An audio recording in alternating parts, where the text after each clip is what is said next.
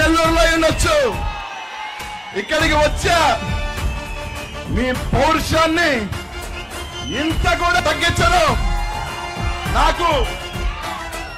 నేను నెల్లూరులో నాకు చాలా కోరిక ఒకటి, నాకు మీసం తిప్పాలని చాలా కోరిక.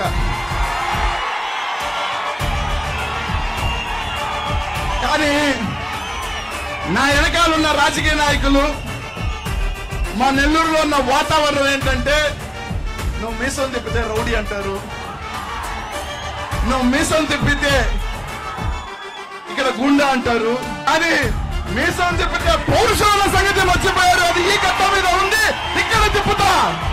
కానీ ఇక్కడికి వచ్చిన తర్వాత నా కోరిక ఒకటి తీరింది.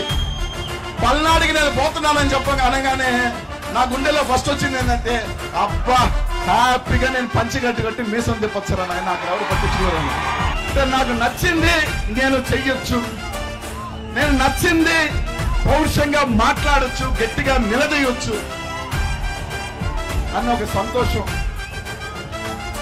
ఒకటి కోల్పోతున్నాననే బాధ నాకు లేదు. ఏమి లేనోటిని ఇక్కడ దాకా వచ్చా. భగవంతుడు ఇంకేమి రాస్తున్నాడో తెలియదు, ఇంకెక్కడికి పోతానన్నో తెలియదు. అన్నని నమ్మా. నేను నమ్మేదల్లా ఒకటే, పైన ఆ దేవుణ్ణి, తాడేపల్లిలో ఉన్న ఈ దేవుణ్ణి నమ్మా. ఇక్కడ దాకా వచ్చా.